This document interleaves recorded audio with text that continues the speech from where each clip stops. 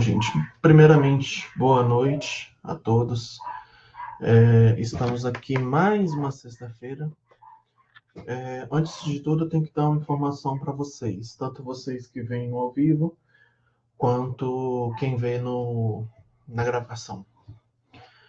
A professora Ilana não vai estar mais com a gente, ela teve uma oportunidade muito boa, mas que infelizmente essa oportunidade ela não poderia ter outro vínculo, já que a dedicação é exclusiva. É por isso que vocês estão me vendo repetidamente. O PT ainda está vendo a possibilidade de contratação de um outro professor para estar acompanhando vocês, mas até lá a gente se encontra toda semana, tá bom? Bom, gente, vamos começar com o assunto. A gente ainda vai falar de desenvolvimento. Começamos a falar na semana passada sobre desenvolvimento e hoje a gente vai dar continuidade. Hoje a gente tem alguns objetivos de aula.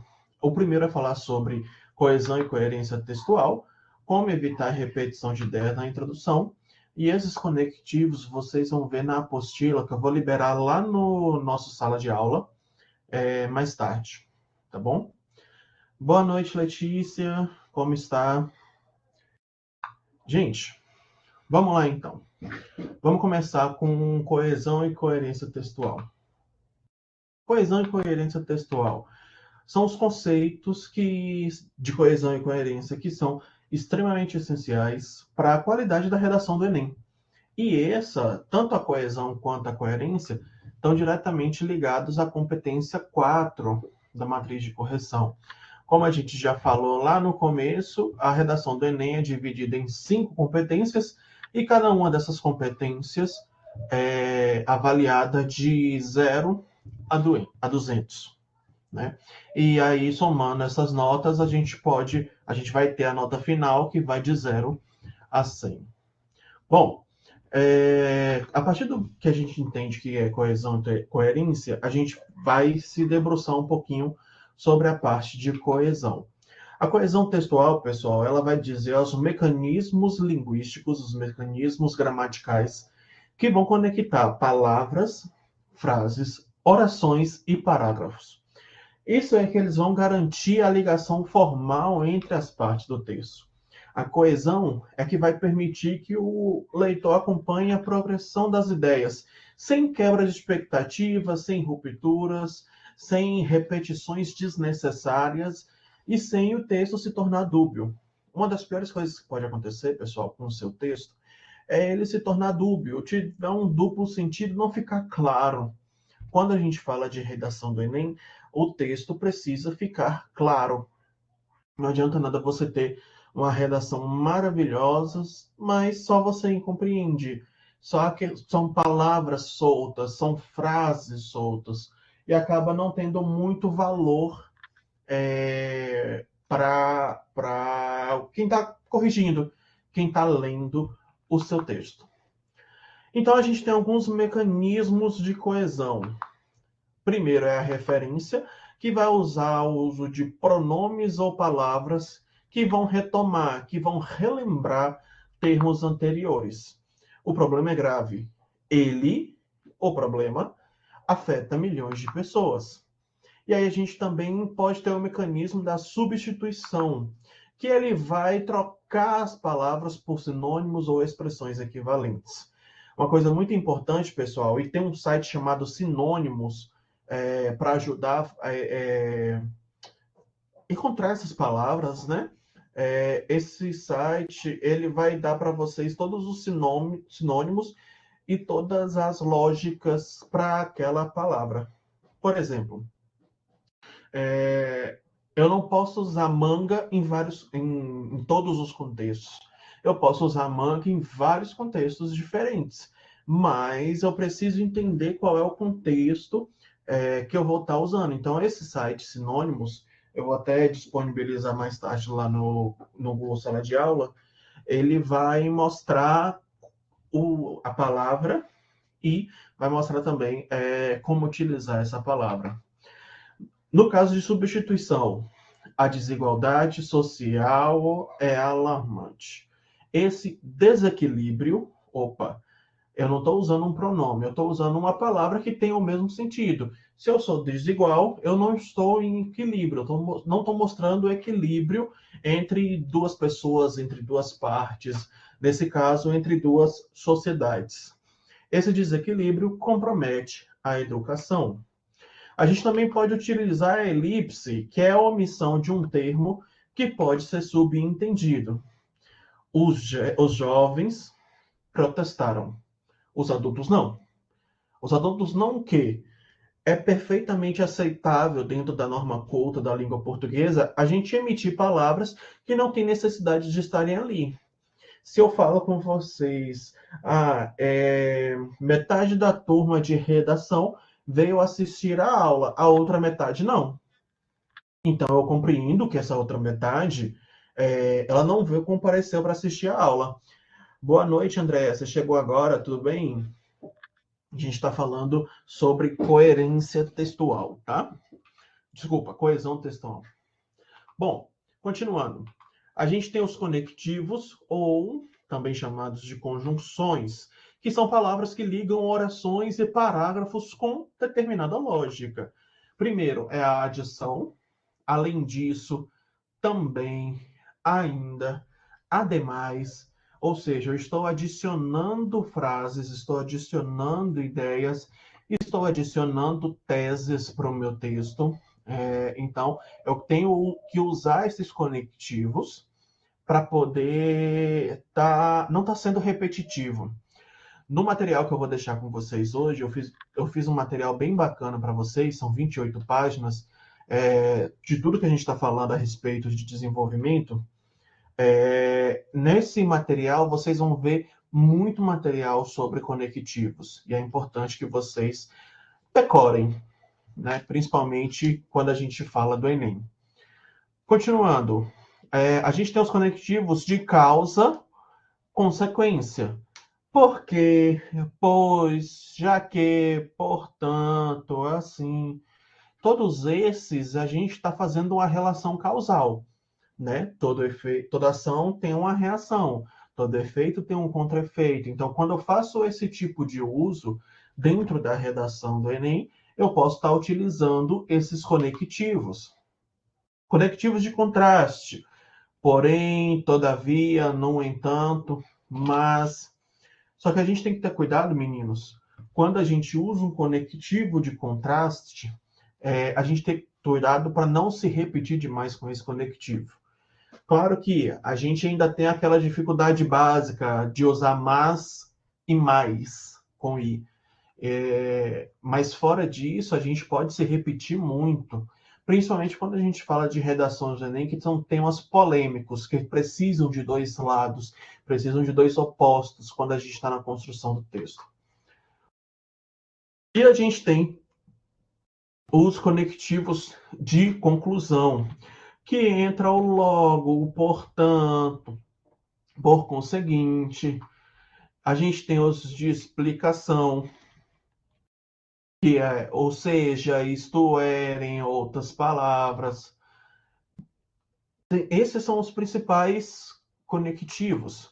Claro que a gente pode reiterar um texto. O uso de palavras, pessoal, o uso dessas reiterações, a gente vai usar, a gente consegue usar, mas com muito cuidado, porque são palavras semelhantes ou palavras do mesmo campo semântico, para a gente continuar mantendo o foco. Por exemplo, a pobreza é um desafio, a miséria, uma consequência direta da exclusão social. Então, quando a gente faz esse uso dessa reiteração, eu estou falando da mesma coisa, de uma forma diferente, mas com o mesmo sentido. Muito cuidado, tá? E aí eu trouxe para vocês uma forma de reiteração bem feita. Boa noite, Mia, tudo bem? A gente está falando de coesão, tá bom? O que eu trouxe para vocês? A tecnologia tem transformado a sociedade contemporânea. Esse processo de inovação impacta vários setores, como a educação e a saúde. Além disso, As novas ferramentas digitais permitem o acesso a informações em tempo real, o que modifica comportamentos e relações sociais. Olha que a gente tem um sentido, tem uma lógica, tem um fluxo desde o começo do parágrafo até o fim dele. Eu não tenho quebras, eu não tenho rupturas de ideias, né? Eu consigo fazer uma ideia que se complementa uma à outra. Desculpa, gente. Deixa eu ver quem mandou mensagem aqui. Ah, Andrei, boa noite. Boa noite, Andrei. Bom, e aí a gente fala um pouquinho sobre coerência textual. Coerência textual, pessoal, está muito relacionada ao sentido e lógica que as ideias têm no texto. É o que faz o texto ser compreensível. Se eu falo que um texto é coerente, eu consigo ler esse texto de forma fluida, sem ter contradições, sem ter trocas de lógica. Eu consigo fazer com que esse texto seja bom de ser lido, né? Principalmente, como eu falei com vocês, a coesão é para ter um texto fechadinho, para um texto bem redigido, e a coerência é para esse texto ser gostoso de ler, ser gostoso de estar fazendo a compreensão e leitura, a leitura e compreensão dele. Bom, quando a gente fala que um texto é coerente, a gente está falando que as ideias que são apresentadas, elas vão se relacionar entre si com lógica e com precisão. Além disso, as afirmações não se contradizem. Ah, professor, mas quando eu tenho um tema polêmico, quando eu tenho um tema que eu preciso expor duas opiniões, o que eu faço? Você não vai perder a coerência por isso. Porque quando a gente fala de um texto coerente, é dentro daquele escopo, dentro daquele material. Quando a gente fala que um texto ele é coerente, ele pode trazer opiniões opostas, mas os argumentos eles precisam estar coerentes dentro de si. Por exemplo, a coesão vai fazer com que os parágrafos que são diferentes, que são opostos, consigam se ligar para se tornar fluido. A coerência é dentro do mesmo parágrafo, eu não tenho uma afirmação que vai contradizer aquilo que eu acredito, aquilo que eu estou colocando no texto. Claro que quando a gente fala que um texto é coerente, a gente está falando que tem uma unidade de tema, uma unidade sobre aquilo que a gente acredita. Ou seja, o texto inteiro vai tratar do mesmo assunto sob diferentes aspectos. E isso que fez ter tanta polêmica quando teve aquela bendita redação com a receita de miojo, porque não trazia coerência. Só que aí, quando foi observar, viu-se que o candidato ele fez uma pontuação antes de começar a receita, afirmando que ele começaria a receita, e depois ele veio cá para baixo fazer a conclusão do texto dele, independentemente sobre o que era o tema, que eu não lembro mais qual que era o tema. Então, o leitor vai conseguir acompanhar o raciocínio, vai conseguir acompanhar aquilo que você está defendendo, mesmo que você apresente propostas diferentes dentro daquele mesmo texto. Então, o que a gente considera que são erros que prejudicam a coerência de um texto? Primeiro, a contradição. Por exemplo, a internet é essencial para a educação, mas deve ser proibida nas escolas. Espera aí. Se eu estou falando que a internet é essencial, como é que eu vou proibir ela dentro de um ambiente educacional? Aí a gente tem um grande problema de coerência, porque o meu argumento está se contradizendo dentro de si mesmo. Falta de nexo, a falta de sentido. Eu apresento ideias, mas essas ideias são desconexas. Essas ideias não têm uma explicação. Essas ideias só são jogadas ao vento. As generalizações rasas. A gente já falou sobre isso aqui quando a gente falou de introdução e quando a gente falou do primeiro, a primeira aula que a gente teve sobre desenvolvimento. A gente não pode fazer generalizações, seja ela qual for. Político é corrupto, religioso é ladrão, todo homem hétero é homofóbico. Tudo, a gente não pode fazer nenhuma generalização. E não é só na redação, na vida também. Existe a regra, que toda regra tem sua exceção, mas aí isso demonstra para a gente que a gente não pode generalizar de forma alguma. Claro que a gente não pode trazer afirmações sem justificativas. A violência existe no Brasil, porque sim, porque se não é resposta. Então a gente precisa justificar, a gente precisa explicar, a gente precisa demonstrar. E aí a gente tem um exemplo de um texto coerente, bem aplicado. O acesso à educação de qualidade ainda é desigual no Brasil. Os alunos da rede pública frequentemente enfrentam dificuldades estruturais, como falta de professores e materiais. Isso os coloca em desvantagem com relação aos estudantes da rede privada, o que amplia o abismo social e reduz as suas chances de ascensão econômica. Conseguem entender, pessoal, que esse texto, do jeito que ele é falado, ele se torna um texto coerente porque ele é fluido, ele é fácil de ler, não tem complicações, não tem opiniões divergentes. E eu estou expondo a minha ideia. Qual é a minha ideia? Que as pessoas não têm o mesmo acesso, elas não têm o mesmo direito. Por quê? Pessoas que têm a oportunidade de estudar na rede privada, elas vão conseguir lograr mais êxito no futuro competindo com pessoas da rede pública de ensino.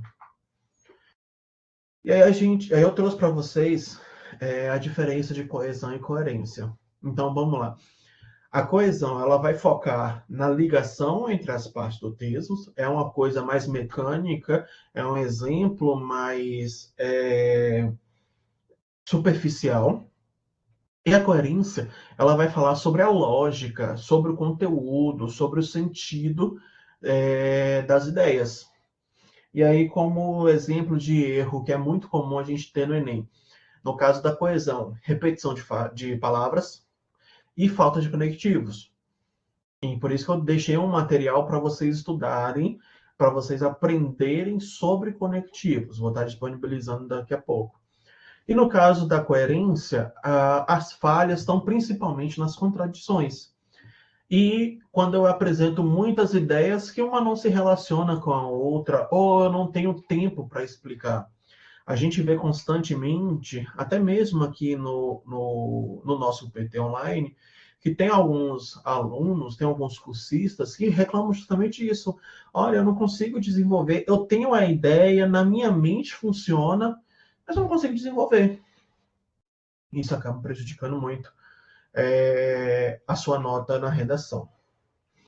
Na redação do Enem, a competência 4 vai avaliar se o candidato usa recursos coesivos variados e adequados, se ele consegue manter a organização lógica do texto, se ele consegue evitar as contradições e evitar as ambiguidades, constrói um texto fluido e bem encadeado, bem travadinho, bem fechado, tá?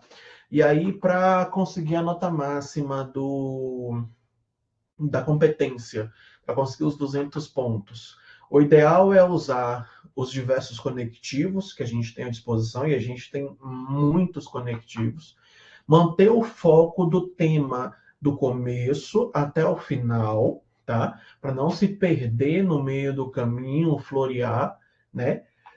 E revisar para evitar as contradições e repetições desnecessárias. Se a gente tem essas repetições desnecessárias, é porque o nosso repertório é muito pouco, é muito reduzido, tá? Dando continuidade, eu quero falar um pouquinho com vocês sobre como evitar a repetição de ideias da introdução. Por quê, pessoal? Quando a gente evita essa repetição de ideias, a gente aumenta a qualidade argumentativa, a gente aumenta a coesão. E a gente pega lá na competência 3, que é seleção e organização de argumentos, os 200 pontos. E na competência 4, a parte de coesão e progressão. Por aí, pessoal, só por a gente não ser repetitivo, por a gente saber usar bem as palavras, por a gente ter essa intimidade com os conectivos, a gente já consegue 400 pontos. Então, assim, parece pouco? Parece. Mas 400 pontos já coloca você melhor que 20, 30% do restante dos candidatos que estão disputando uma vaga em uma universidade pública contigo.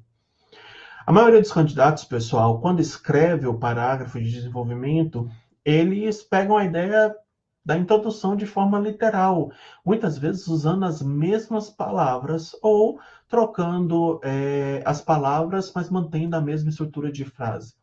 O grande problema é que isso vai enfraquecendo a sua redação, vai fazendo com que a sua redação seja mais chata de ler. Nossa, ele está voltando nesse assunto de novo, ele está usando isso aqui, ele está tentando. Alguns corretores que são mais rígidos, que vão ler com mais afinco, vão falar assim: poxa, mas ele está tentando me enganar desse jeito? Não, não é o ideal, né? E aí, por que a gente não repete a introdução? Primeiro, porque a introdução apresenta a tese e abre o tema. Além disso, os parágrafos de desenvolvimento é justamente para aprofundar, não é para repetir. Ele é para argumentar, não é para repetir. Ele é para explicar, não é para repetir.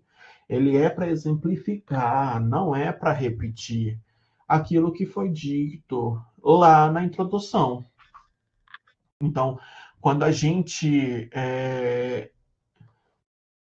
escreve o nosso desenvolvimento, a gente precisa ir a fundo. É mais ou menos como se você descobrisse que numa terra tem petróleo, porque cavou 50 centímetros, tampar de novo e recavar de novo para ir até o final. Não faz sentido. Você já descobriu, você já percorreu aquele caminho. Não tem por que você retornar para poder avançar de novo. Se a introdução é repetida no desenvolvimento, pessoal, eu não estou argumentando nada. Eu só estou repetindo palavras. Eu só estou floreando essas palavras. A banca de corretores, pô. Tranquilo, Malu. Boa noite. Tudo bem? Como é que você está, querida? A gente está falando sobre não repetir o trecho da introdução. A banca de corretores, pessoal, pode interpretar isso como falta de conteúdo, falta de repertório, pobreza gramatical, porque você não está sabendo usar outras palavras, outros sinônimos para poder citar aquilo, ou que você tem uma fórmula pronta. E como eu tenho dito, eu e a professora Ilana temos falado, fórmulas prontas não tiram nota 1000 nem mais. Isso já aconteceu, mas não acontece mais. Entendeu, pessoal? Então, é necessário que vocês fiquem muito atentos com isso. Boa noite, Malu, que chegou agora. Boa noite, Vitória. Tudo bem com vocês? Bom, então como que a gente evita essa repetição de ideias da introdução? Boa noite, professor. Desculpa em ter um pouquinho atrasado, que eu estava resolvendo umas coisas, sabe, né? Pós-trabalho. Entendo bem. Sexta-feira é dia. Boa noite, Vi. Bom, de forma literal, não retome a tese de forma literal no seu texto. deixa subentendido, deixa subfalado, deixa no entrelinhas. Você não precisa repetir aquilo que você falou na introdução, porque você já vai explicar. Então, não faz sentido. Evite reescrever frases ou expressões da introdução nos parágrafos seguintes. Isso soa redundante e isso soa chato pra caramba. Você pega a redação, a pessoa fala X coisas na introdução, aí coloca X mais 2 no desenvolvimento. Não é isso que a gente quer. A gente quer que você avance. Você colocou X na introdução, você vai colocar Y, Z, A, B, C de novo. Você não vai voltar para o X, sempre para frente. Então, quando a gente fala de uma repetição literal, a gente dá esse exemplo. Na introdução, a desigualdade social compromete o acesso à educação. Aí lá no desenvolvimento coloca assim: a desigualdade social é um problema que dificulta o acesso à educação. Caramba, eu estou falando a mesma coisa. Eu só coloquei algumas palavras a mais para ficar mais bonito. Mas eu estou falando exatamente a mesma coisa, o que não faz nenhum sentido. Bom, outra forma de não repetir. Como que a gente faria? No desenvolvimento, a gente tem que focar em explicar o porquê a desigualdade compromete a educação. Como que isso ocorre e quem está sendo afetado. E aí eu trouxe como exemplo estudantes em situação de vulnerabilidade frequentemente abandonam os estudos devido à necessidade de trabalhar para complementar a vida familiar. No primeiro, na introdução, o que eu disse? A desigualdade social compromete o acesso à educação. Aqui eu explico o porquê. Entendeu? Por que é desigualdade? Porque essas pessoas não têm oportunidade de estudar, porque essas pessoas precisam trabalhar, porque essas pessoas precisam ajudar dentro de casa. Mas está todo mundo entendendo que eu estou falando de desigualdade social. Que eu só estou falando que esses estudantes vulneráveis precisam trabalhar em vez de estudar. Eu estou falando que os que não são vulneráveis continuam estudando. E com boas condições, que é ainda pior. Então, use a introdução apenas como um guia para a sua redação. A introdução, pessoal, ela vai servir como um mapa daquilo que vai vir no texto. No desenvolvimento, cada parágrafo tem que aprofundar um aspecto específico da tese. E não repetir a tese. Por exemplo, se a minha introdução é uma tese sobre desinformação nas redes sociais, o meu primeiro desenvolvimento é o focar nos impactos da desinformação no processo eleitoral. Enquanto o segundo, eu vou focar nas consequências para a saúde pública. E a gente tem repertório para isso, vide pandemia, vide Covid, vide aquilo que está acontecendo de uma tentativa de interferência externa na política do Brasil. Então, olha que eu tenho material para trabalhar. Então, a gente precisa, pessoal, planejar argumentos diferentes. Como o professor Ilana fala, fazer o seu projeto de redação, o seu projeto de argumentação. Antes de escrever, vai estruturando sua redação, separando a sua tese, que vai na introdução, e seus argumentos. Isso, pessoal, você pode colocar até em forma de tópico na folha de rascunho. Coloca pequenininho no canto, coloca no verso, estruturando. Tópico 1, qual que é a minha tese? É X. Então, desenvolvimento 1 eu vou falar sobre isso, desenvolvimento 2 eu vou falar sobre aquilo. E a minha proposta de intervenção vai ser a resolução disso aqui, porque aqui tem como resolver. Então, a estrutura é simples. Eu vou colocar minha tese, A desinformação afeta a democracia e a saúde pública. E isso está indo lá na minha introdução. Então, o meu primeiro argumento vai ser focado na manipulação de votos e a opinião pública por conta da desinformação. Enquanto o meu segundo argumento é a rejeição de vacinas e propagação de doenças. Então, dessa forma, você vai conseguir evitar que haja repetição, porque você já sabe que cada parágrafo vai ser focado em uma parte muito específica. Então, ampliando o vocabulário que você consegue fazer com que o seu texto fique mais dinâmico, fique mais bonito. Um erro comum que a gente vê, pessoal, é usar sempre os mesmos termos. Principalmente esses 4 que eu separei. Problemas importantes, sociedades, governo. Então, isso vai cansando na hora de ler, sabe?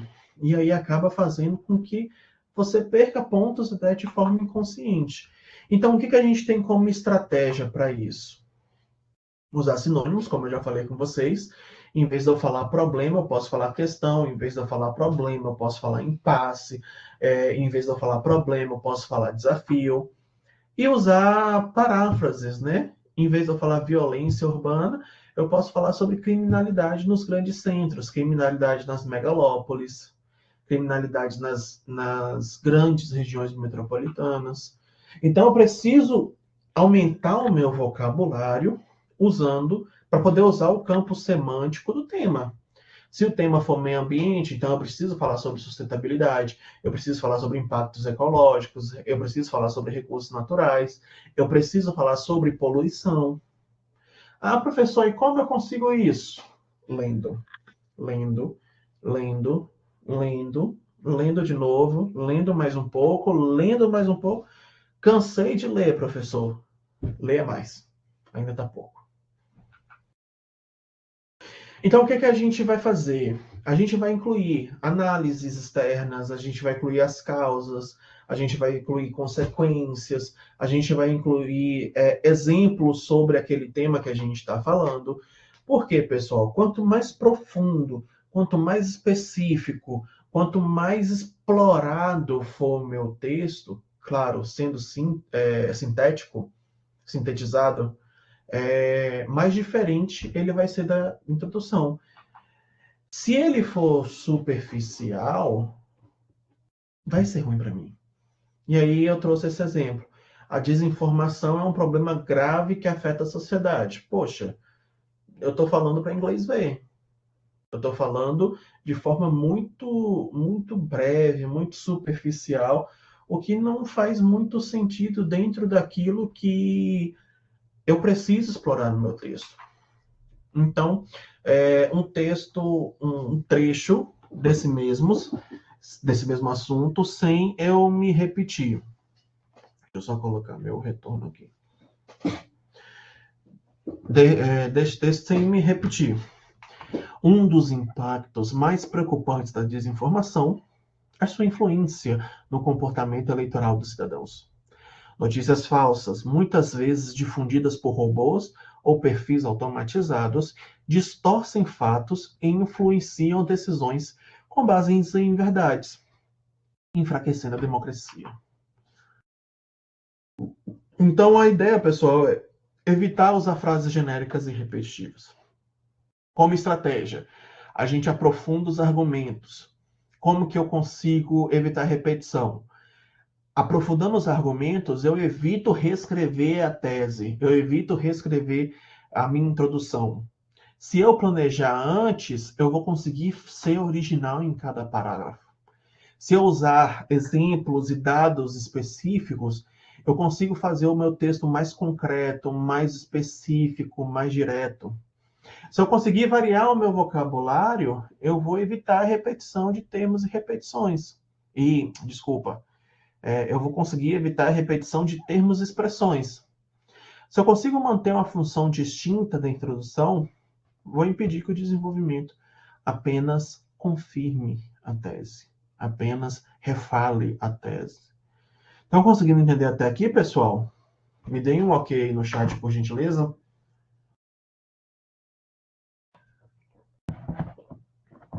Pronto, obrigado, Brian.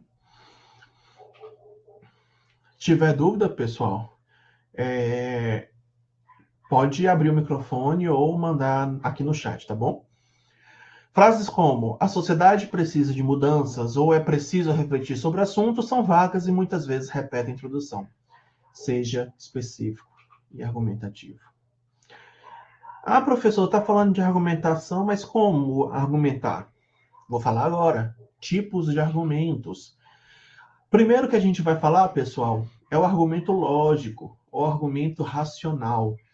Ele vai usar um conceito de raciocínio dedutivo, com bases naquelas relações de causa e consequência, ou a gente está fazendo uma comparação.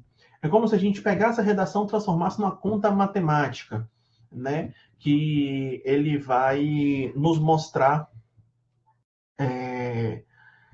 que tudo tem um motivo, tudo tem um porquê, tudo tem um como, quando. Então a gente usa esse conceito, que é o conceito mais fácil de fazer uma redação, sendo muito honesto. E aí, pessoal, a gente tem como objetivo convencer pelo uso da lógica, pelo uso do 2 mais 2 são 4. Não tem por que fugir disso. E aí eu trouxe como exemplo, se a desigualdade aumenta mesmo com crescimento econômico, então o crescimento por si só não é suficiente para melhorar a qualidade de vida da população. Então, peraí, se eu estou dizendo que a economia cresce, a desigualdade aumenta, então a economia crescer não vai fazer com que eu melhore a qualidade de vida desse pessoal. Conseguem compreender? Então, quando que a gente usa esse tipo de argumentação? Quando eu estou introduzindo as ideias, quando eu começo a falar sobre um determinado tema no desenvolvimento, ou quando eu quero refutar um argumento que é muito usado. Por exemplo, a Terra é plana. Poxa, se a Terra é plana, como é que... Se eu estou falando que a Terra é plana, como é que eu falo... Como é que eu falo que o Sol e a Lua influenciam as marés? Como é que eu explico a posição das estrelas, sendo que a Terra é plana, que são duas teorias, né? Primeiro que a Terra é plana, segundo que a gente é o centro do universo. Não faz o menor sentido a gente usar esse tipo de argumentação. Bom, o segundo tipo de argumentação é argumento histórico. Ele vai utilizar fatos, períodos ou acontecimentos históricos para ilustrar ou justificar uma ideia. Como, por exemplo, durante a Revolução Industrial, a exploração de mão de obra infantil foi comum. Situações semelhantes ainda ocorrem hoje em regiões pobres, evidenciando a persistência da precarização do trabalho. Provavelmente, essa redação aqui estava falando sobre o trabalho infantil. Então, ele deu uma referência histórica para dizer, olha, não é só de hoje que isso está acontecendo. A gente tem um contexto histórico que isso acontecia bastante. Então, quando que eu uso? Quando eu quero mostrar que o problema tem raízes antigas, ou esse problema se reflete na história. Um outro tema muito bom para a gente falar sobre, para a gente usar esse tipo de argumento, é um tema relacionado ao racismo. Que a gente fala que os negros eram escravizados, que eles foram tirados das suas terras, negros, indígenas, pessoas. Quando a gente fala de homofobia, a gente fala da violência contra os homossexuais, etc. E por aí vai. A gente tem vários e vários temas para isso. A gente pode usar o argumento sociológico, que vai se basear nos comportamentos, relações e estruturas sociais, incluindo cultura, classes sociais, instituições, etc. O que seria isso, etc? Aí você identifica. Por exemplo, a cultura do machismo estrutural reforça a ideia de que a mulher é inferior, o que contribui para índices alarmantes de feminicídio no Brasil. Opa, eu estou trazendo um dado sociológico, um dado antropológico, que não é quantificável, né, para afirmar que essa cultura faz com que a mulher seja inferior, que essa cultura faz com que a mulher seja tratada de forma diferente. E isso não é certamente o que a gente quer. Qual que é o uso ideal? Quando a gente tem questões sociais, desigualdade, racismo, preconceito, violência, educação, saúde, principalmente falta de saúde e os porquês dessa falta de saúde. O argumento filosófico, esse é bem legal, porque ele usa teorias, pensadores, conceitos, tanto abstratos quanto os conceitos éticos, para sustentar um determinado ponto de vista. Por exemplo, segundo Immanuel Kant, o ser humano deve ser tratado como um fim em si mesmo, nunca como meio. A exploração do trabalho análogo à escravidão, portanto, fere a dignidade humana. Quando que a gente usa? Quando os problemas têm a ver com a questão filosófica. É um problema ético, é um problema moral, ou quando a gente quer dar uma profundidade muito grande ao texto. Quando a gente vai citar algum filósofo, pessoal, a gente precisa ter muito cuidado com o que for citar. Porque a gente não tem acesso à consulta na hora da redação, mas o nosso corretor pode ter.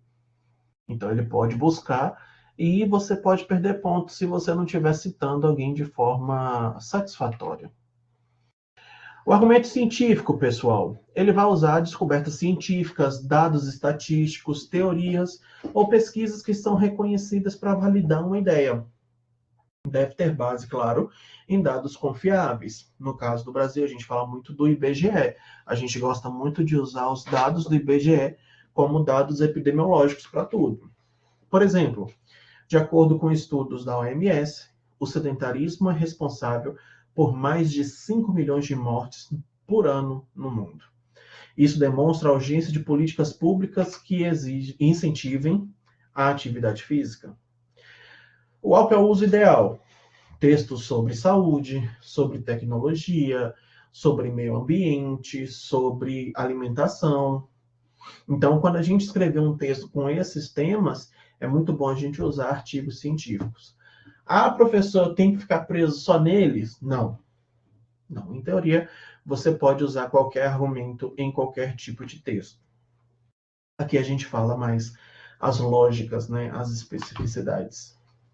O argumento estatístico é um conceito que vai usar números, percentuais, gráficos e dados quantitativos para sustentar uma ideia com objetividade. Segundo o IBGE, mais de 30% dos jovens brasileiros entre 15 e 29 anos não estudam nem trabalham, o que evidencia o descompasso entre o sistema educacional e o mercado de trabalho. Aqui eu estou falando de pessoas que concluíram o ensino médio, né, por exemplo. Tá passando um som aqui, eu não sei se vocês estão ouvindo, mas tá alto pra caramba. Quando que eu uso? Quando eu quero dar credibilidade ao meu argumento, especialmente no caso do Enem, que a gente usa uma redação dissertativa, tá bom? A gente pode também usar como exemplo o tipo de argumentação que vai usar exemplos concretos ou exemplificação. Qual que é o conceito disso? Apresentar um caso real, atual, específico para ilustrar uma ideia de forma firme, vívida e convincente. Por exemplo, em 2020, um adolescente negro foi morto no Rio de Janeiro ao confundir um celular com a arma. Casos como esse escancaram racismo estrutural nas ações policiais. A gente tem vários casos desses pelo Brasil, né? Guarda-chuva confundido com fuzil, celular confundido com arma. Então, quando que a gente usa? Quando a gente quer causar um impacto emocional ou fazer o argumento se tornar mais próximo da nossa realidade. A gente pode citar várias, por exemplo, quem é de Salvador pode citar vários tipos diferentes de, como se diz, de exemplos, né? Principalmente quando a gente fala de violência na região periférica, na favela, nas comunidades. Então, como que a gente usa esses argumentos em conjunto? Professor, a gente vai usar em conjunto? Sim. Eu posso usar no mesmo texto argumentação, exemplificação, dado do IBGE. Isso são construções que eu estou fazendo. Então, o que vocês vão fazer? Usar argumentos estatísticos com argumentos científicos. Porque isso, eles casam bem juntos, eles andam bem juntos. Tanto que na minha fala, vocês podem observar, se vocês pegarem depois para ver, eu falo de estatística falando de argumento científico. Por quê? Normalmente eles estão juntos. Os argumentos lógicos e os filosóficos, eles demonstram raciocínio e ética. Então, é muito importante a gente conseguir fazer essa conjunção. É muito importante a gente conseguir fazer essa união, vamos dizer assim. Combine sociológicos com exemplos concretos para fortalecer o impacto social. Consiga colocar textos históricos para mostrar que o problema é persistente ou recorrente. Deixa eu um pouquinho mais para cá. Para mostrar que o problema é persistente ou recorrente. Então, o que é um repertório sociocultural? Pessoal, todo mundo compreendeu até aqui, até então? Me deem um ok, por gentileza.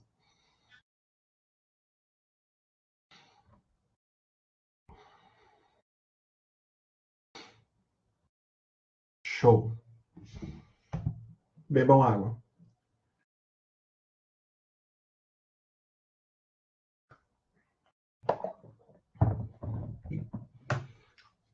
Continuando. O que é um repertório social, professor? É todo conhecimento externo ao texto, mais pertinente ao tema, que pode ser usado como base para argumentar, contextualizar ou comprovar uma ideia. Esse repertório, pessoal, ele pode vir de autores e pensadores. Aí a gente usa filósofos, sociólogos, psicólogos, médicos, escritores, ficção, o que a gente quiser usar, de pessoas que são reais, né? Fatos históricos, como a gente já conversou, obras literárias, filmes, séries e documentários. Observem que desde as primeiras aulas, eu e a professora Helena, a gente bate muito na tecla. Músicas e poemas, eventos da atualidade, legislações ou tratados, mitologia, religião, cultura popular, estudos científicos e estatísticas, além de movimentos sociais e políticos. Então, como que a gente relaciona o repertório com o tema? A primeira coisa é saber escolher qual o repertório que a gente vai utilizar. Não adianta a gente querer citar algo só por citar, gente. Já falei isso com vocês. A gente cita algo se tiver relação com aquilo que a gente quer apresentar. É muito melhor ter um repertório mais simples, só que bem falado, bem articulado, bem citado, do que ter uma citação muito sofisticada, muito erudita, muito científica, mas que não tenha nenhum contexto. Um exemplo de um uso ruim. Segundo Aristóteles, o homem é um animal político. Isso mostra que saúde mental é importante. O que tem o ser humano ser uma pessoa política com a saúde mental? Existe uma relação, mas ela é muito pobre, ela é muito pequena. Não há conexão entre a citação e o tema que está sendo apresentado, se eu estou falando de saúde mental. Então, estabeleça uma ponte com o argumento. Quando a gente citar o repertório, explica por que esse repertório é relevante. Mostra que você consegue interpretar, mostra que você consegue aplicar esse conhecimento. Como fórmulas úteis, isso se relaciona com o tema, pois. E aí você vai dando sequência na explicação. Esse fato evidencia que Assim como ocorre em Os Sertões, na realidade, tal pensamento dialoga com a ideia de que X, Y, Z. Evita esse uso decorado, gente. Esse uso decorado não é benefício para ninguém, muito menos para vocês. Não é só jogar, vociferar. Tem outra palavra que é muito legal, mas eu esqueci como é que fala, mas é no sentido de vomitar palavras, vomitar citações. Isso não é produtivo, gente. O que o seu corretor quer ver é algo que é produtivo, é algo que faz sentido, é algo que esteja lá, esteja dentro do tema, é algo que esteja bem colocado. Desculpa, gente. Ou seja, o seu repertório tem que ajudar no seu argumento. Não adianta querer mudar a ordem das coisas. E aí eu trouxe alguns exemplos práticos de uso.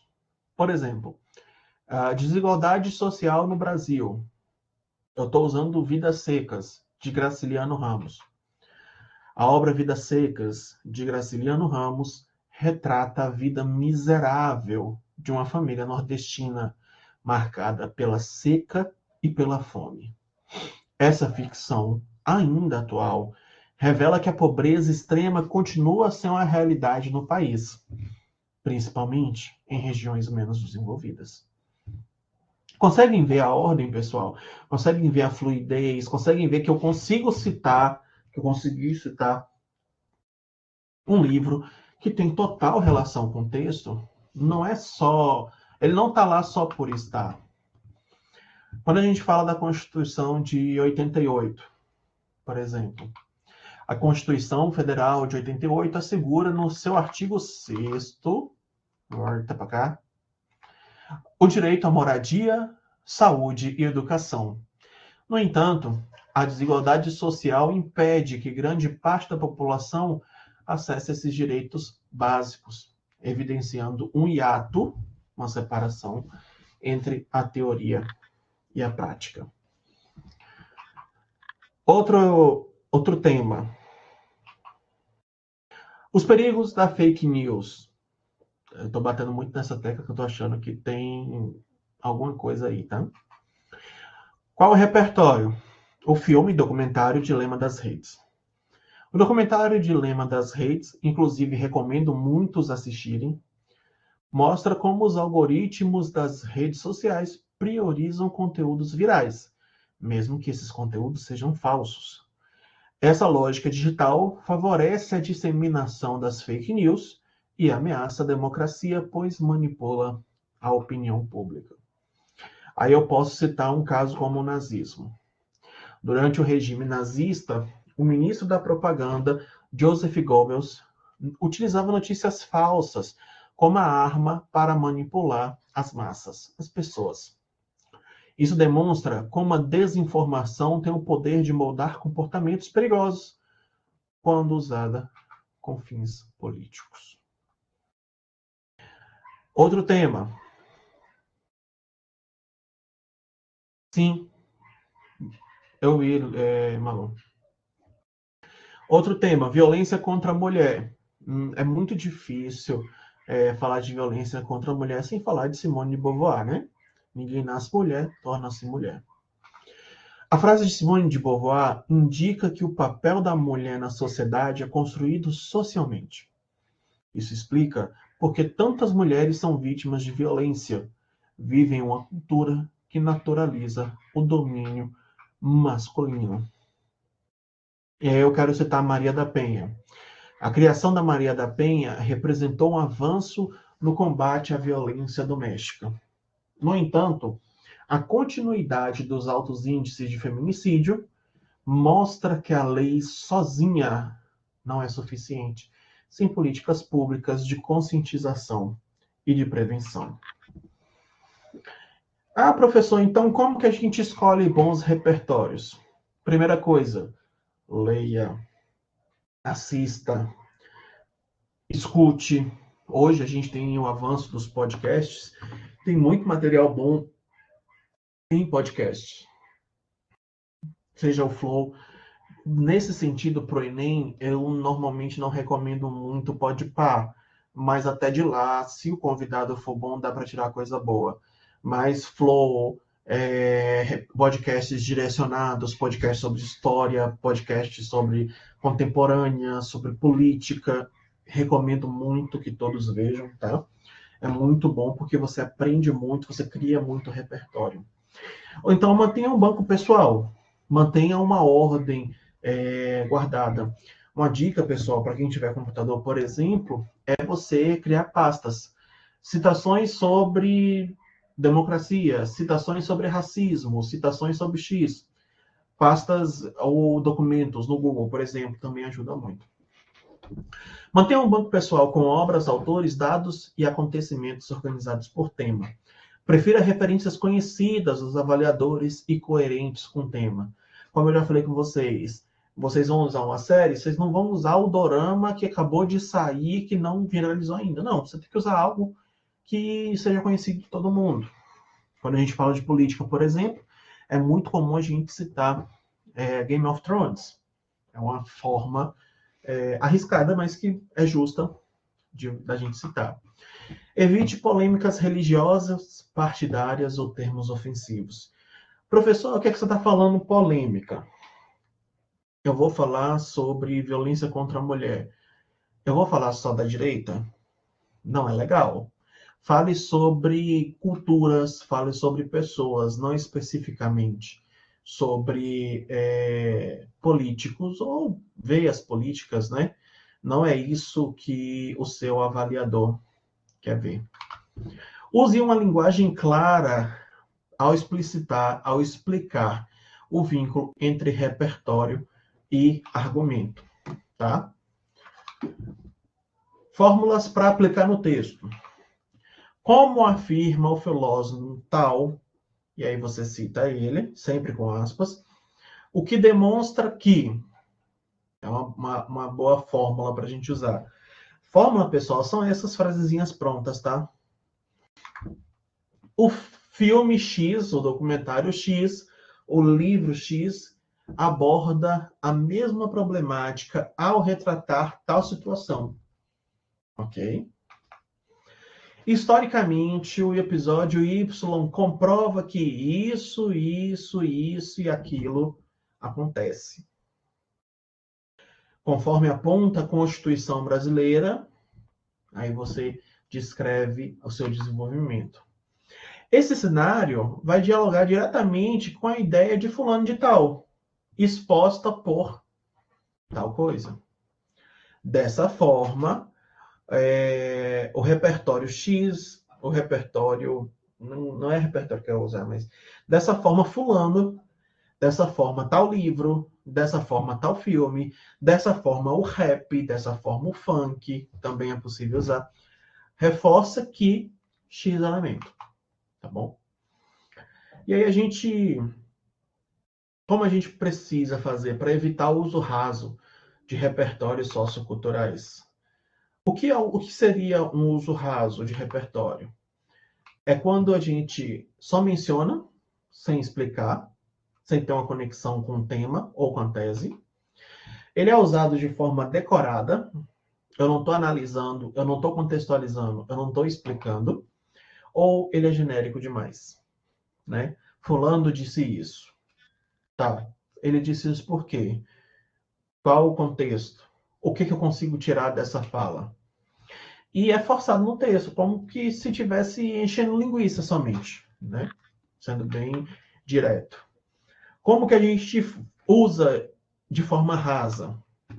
Como disse George Orwell, Big Brother está de olho. Isso mostra que há vigilância. Estão vendo como é muito raso? Eu não disse nada com nada. Eu citei ele e só. A frase está solta, pessoal. Não tem análise, não tem explicação de como essa citação se relaciona com o tema, de como essa citação é importante para o nosso dia a dia. Segundo Sócrates, só sei que nada sei. Isso prova que o ser humano é ignorante. Primeiro, não tem nenhuma citação direta de Sócrates, porque Sócrates não escreveu livros, né? Ele tinha... As citações dele são citadas em livros de outras pessoas. E está fora do contexto. Não está bem aplicado, não constrói argumento e não diz nada com nada. Né? De acordo com a Constituição, todos têm direitos. Isso mostra que a desigualdade é errada. O que a gente está ganhando com isso, pessoal? Nada. Está muito genérico, muito por cima. Eu não vejo como a Constituição pode ser um argumento dentro desse uso. Então, como que a gente evita esse uso? Explica o repertório que você está usando, explica a citação que você está usando. Não é só citar, você precisa analisar aquilo que você está dizendo, você precisa relacionar ele com o seu argumento, sem ser repetitivo, tá? Por exemplo, na obra 1984, George Orwell alerta para uma sociedade viciada por um governo totalitário que manipula a verdade.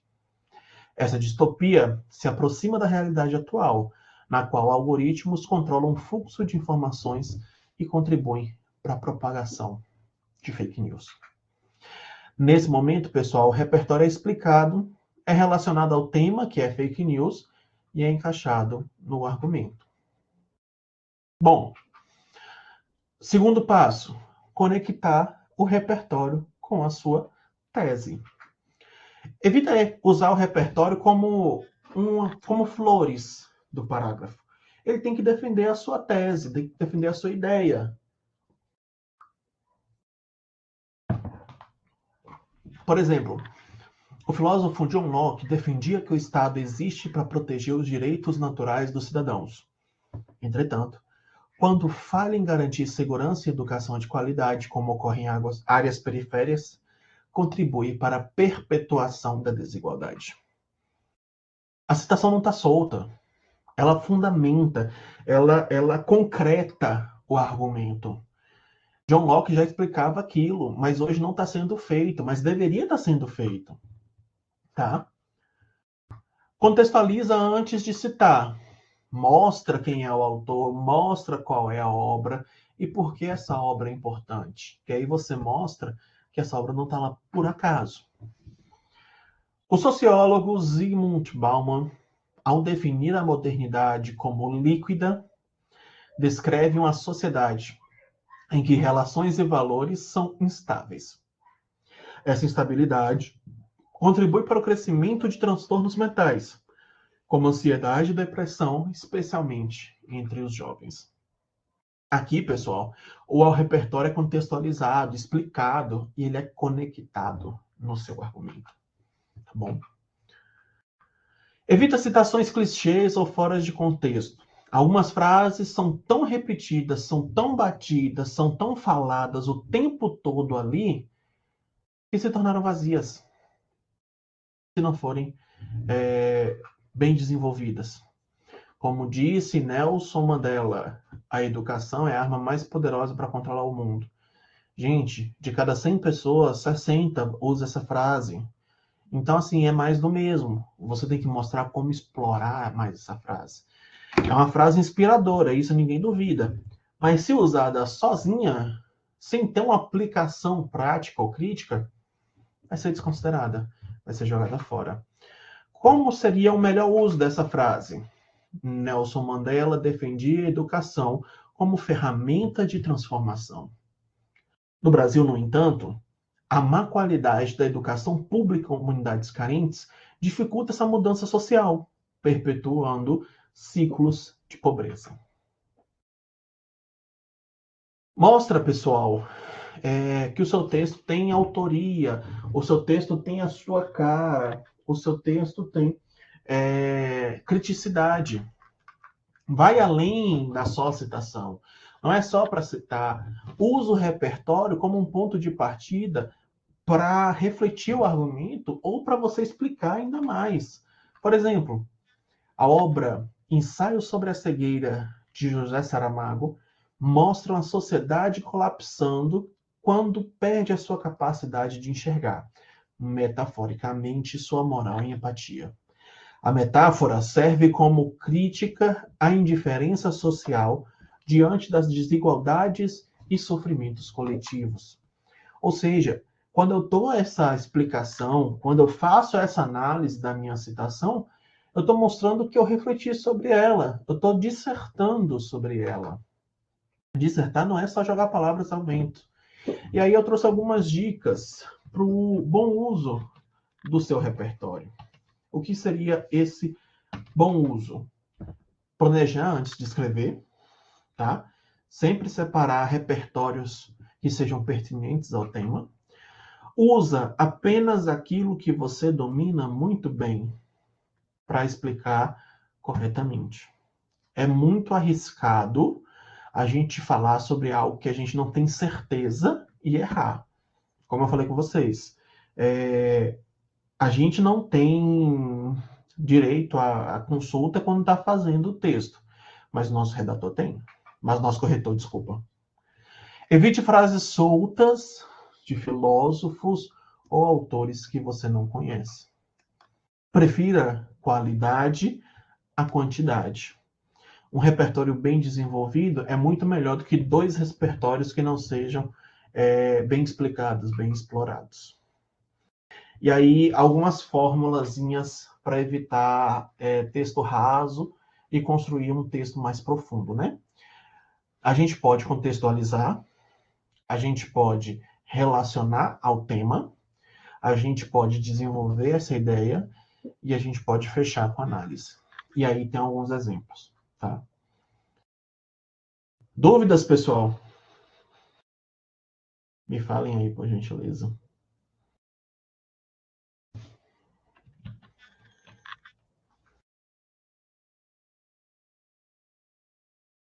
Narielle, não.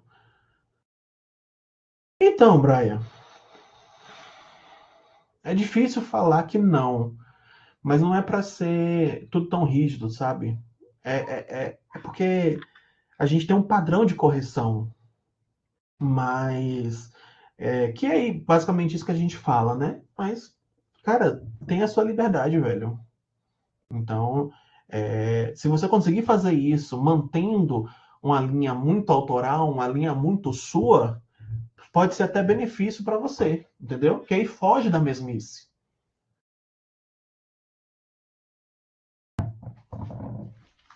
Tá respondido, Brian?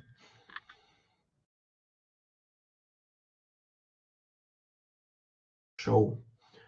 Pessoal, mais alguma coisa? Dúvidas? Dúvidas, reclamações? Me falem aí, por gentileza.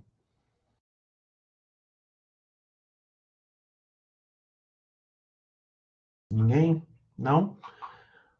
Bom, então eu vou considerar hoje por encerrado. Atividade da semana. Deixa eu ver o que está sendo digitado.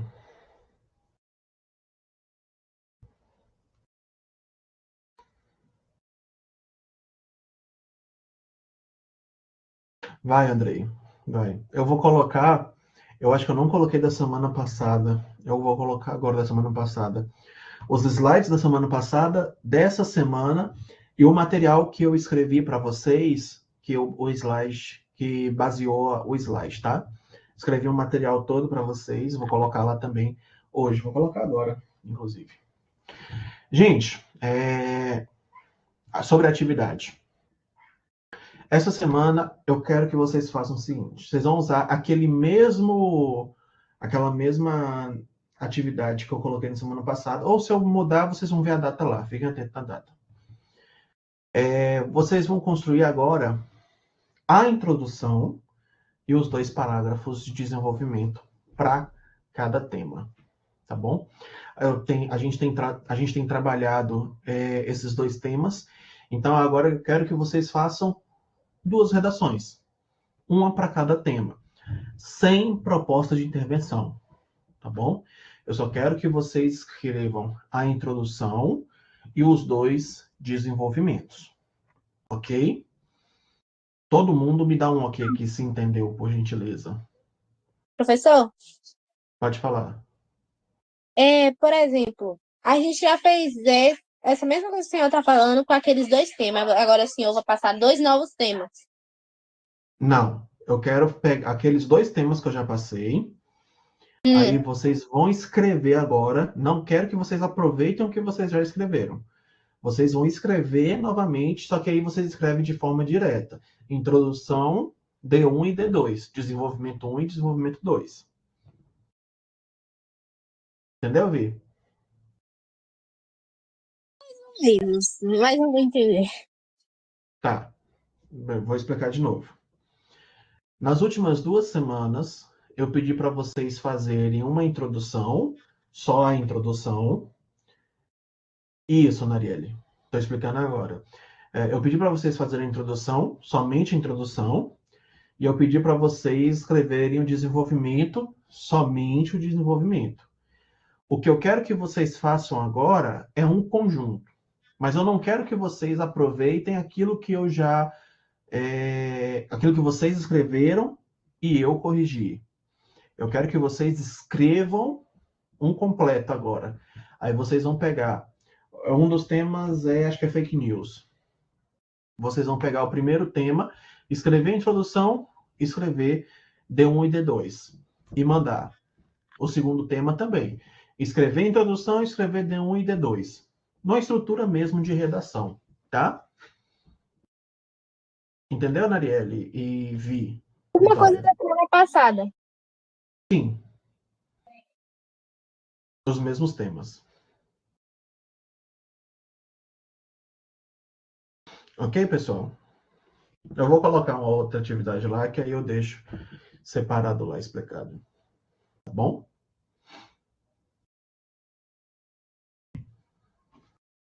Show. Não havendo mais dúvidas, pessoal, ótima noite para vocês. Fiquem com Deus, se cuidem. Eu vou estar por aqui até às 21 horas. Então, quem já for fazer, tiver com dúvida, me avise. Tá bom, pessoal? Boa noite para vocês. Ótimo final de semana. Beijinho no coração. E até a próxima. Tchau, tchau.